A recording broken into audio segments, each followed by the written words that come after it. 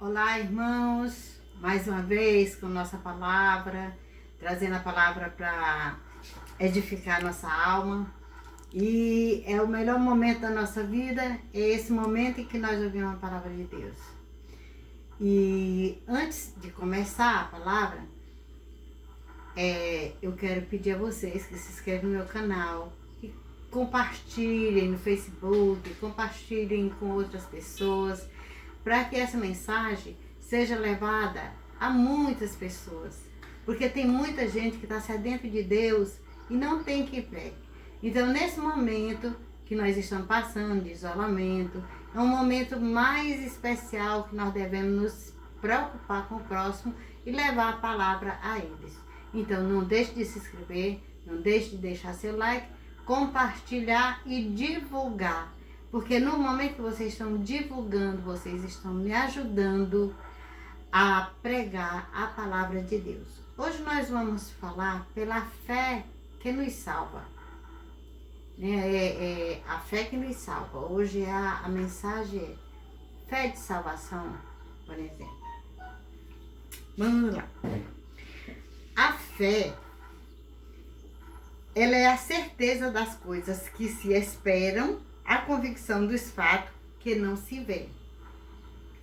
Porque quando a gente tem fé, a gente não vê Deus assim, mas a gente tem fé, tem esperança. Então, está escrito lá em Hebreus 11:1. Então, a fé é isso, é aquilo que não se vê. E qual é a importância da fé na nossa vida? Sem fé é impossível agradar a Deus. Portanto, é necessário que aquele que se aproxima de Deus creia que Ele existe e que se torna galardão dos que o buscam. Está em Hebreus 11:6 também. Essa aqui é uma passagem de Hebreus 6. Porque sem fé eu posso agradar a Deus?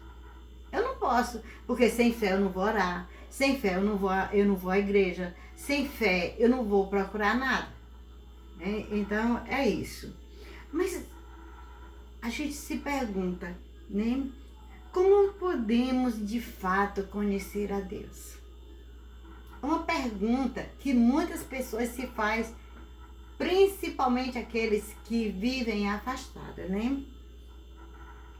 Mas a Bíblia, ela tem resposta para tudo. Ela diz aqui em Mateus 11:27, ninguém conhece o Pai senão o Filho, aquele a quem o Filho o quiser revelar. Então, ninguém conhece o Pai senão ao Filho, aquele a quem quiser revelar. Se eu conheço Deus, eu conheço o Filho dele. E assim vice-versa, né? Então, essa é a fé de que nós temos a certeza de que Deus existe. Ah, mas como é que eu vou alcançar a salvação? Veja só. Deus amou o mundo de tal maneira que deu seu Filho unigênito para todo que nele crê, não pereça, mas tenha a vida eterna. Irmãos, eu estou lendo dentro do Evangelho, certo? Eu estou lendo as Escrituras Sagradas. Nós vamos encontrar esse versículo que eu li em João 3,16. Ele diz que Deus amou o mundo de tal maneira que deu seu Filho unigênito para morrer por nós. Aí eu não vou crer nisso? Eu creio que Jesus veio. Eu creio que Jesus derramou o sangue dele por mim. Eu creio em tudo isso, irmãos.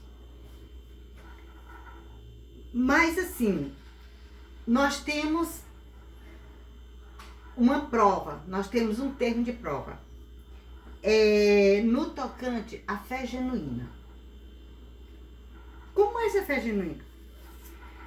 Mostra-me tua fé sem as obras, e eu, com as obras, te mostrarei minha fé. É Tiago 2:18. o que foi um apóstolo que disse para o outro, né? Um apóstolo disse para o outro: mostra-me tua fé, que eu te mostrarei a minha. Eu te mostrarei a minha sem obra e tu me mostra a tua fé, né? Com obras. Então, o que eles quiseram dizer, o que nesse versículo Jesus disse? Ele disse o seguinte, que a fé sem obra é morta. E a obra sem fé é morta. Não adianta eu querer ajudar aqui, ali, uma pessoa, ser bondosa. Não adianta, irmãos. Se eu não tenho fé, se eu não creio no Senhor Jesus Cristo. Então é isso, irmãos.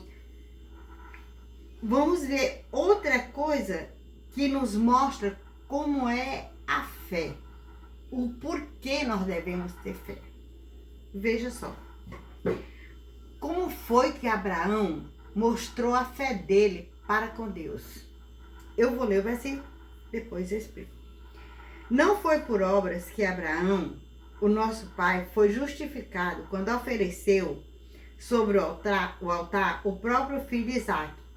Vês como a fé operava juntamente com as suas obras, com efeito, pois pelas obras que a fé se consumou. Nós vimos isso aqui em Tiago 2, nos versículos 21 e no 22. Imagina só.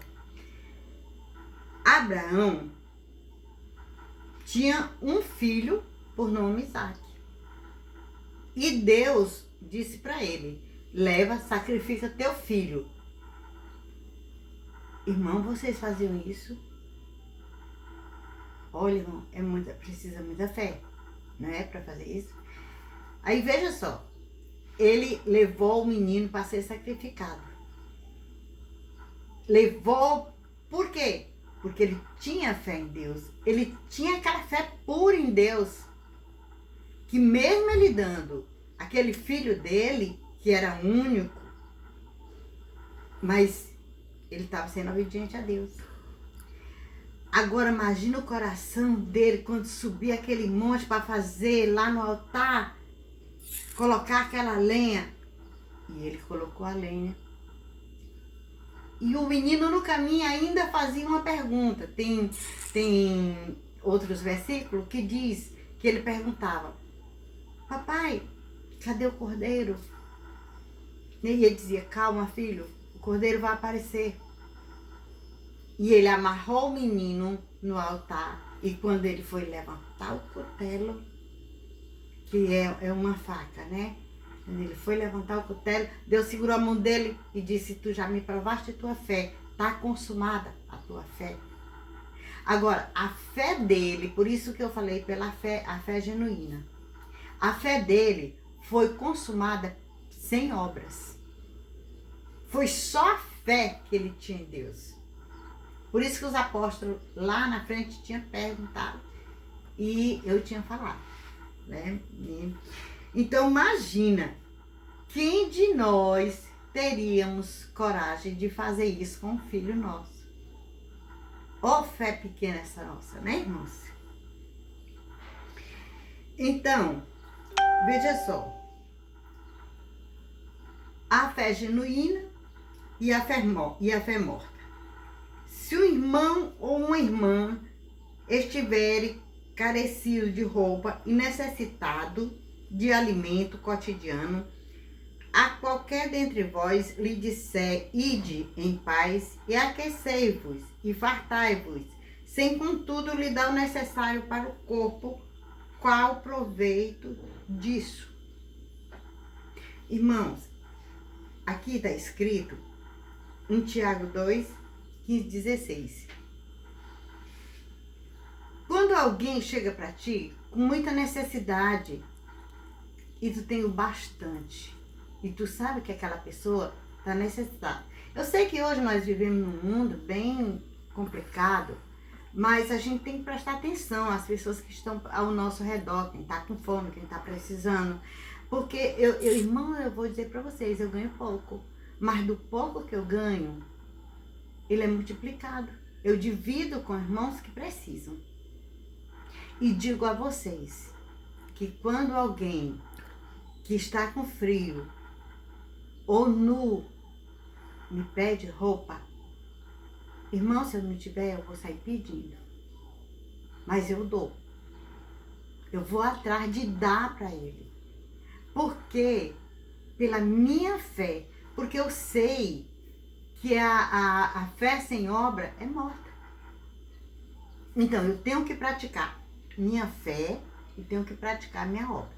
A fé genuína, aquela fé de Abraão, que não precisou de obra. É aquela fé quando a gente se dobra o joelho, ora a Deus, conversa com Ele, né? O momento que nós conversamos com Ele. Então, essa é a fé genuína. E a fé morta, aquela fé que quando teu irmão chega morrendo de necessidade, tu diz que é cheio de fé, cheio disso, daquilo, mas tu não faz nada, manda ele embora. Então, de nada adiantou a tua fé, porque é uma fé morta, porque a fé vem acompanhada pelas obras. Então, existe a fé genuína e a fé morta. Agora você já sabe bem direitinho o que é a fé morta e o que é a fé genuína. A fé genuína, a fé de Abraão, que só pela fé levou o filho ao sacrifício. E a fé com obra é essa nossa. Então, veja só. E para manter essa fé, eu vou ler aqui um pouquinho. Queres, pois, ficar certo, o homem sensato, de que a fé sem a obra é inoperante. Porque assim como o corpo sem espírito, o que é o espírito, irmão? Irmão, o espírito é o fôlego que Deus colocou na nossa narina quando nos fez, porque nós somos pó e por pó nós voltaremos. Ele colocou o fôlego. E esse corpo aqui é pó, chamado alma vivente, que voltará ao pó. Não adianta, eu quero ser cremado, eu quero ser jogado no mar. Eu tenho um amigo que diz que quer ser cremado, quer ser jogado no mar. Mas as ondas vão trazer aquela cinza e vão jogar na terra. E ele vai se tornar pó. De qualquer forma vai se tornar pó. Então do pó viemos, do pó voltamos. E o fôlego volta para Deus. Para quando Jesus Cristo voltar, nos ressuscitar.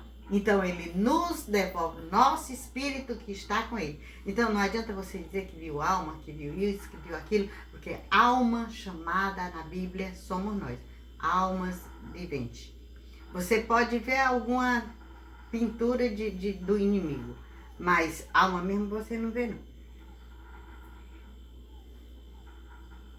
É morto assim também a fé sem obras é morta, como eu falei lá, e vocês vão ver também lá em Tiago 2, 20 e 26, ele repete, né? Isso. Então, vamos ver. A justificação ou a salvação pela fé. Obras, mais fé viva. Uma fé que se manifesta pelas obras. Antes eu falei sobre a fé sem a obra.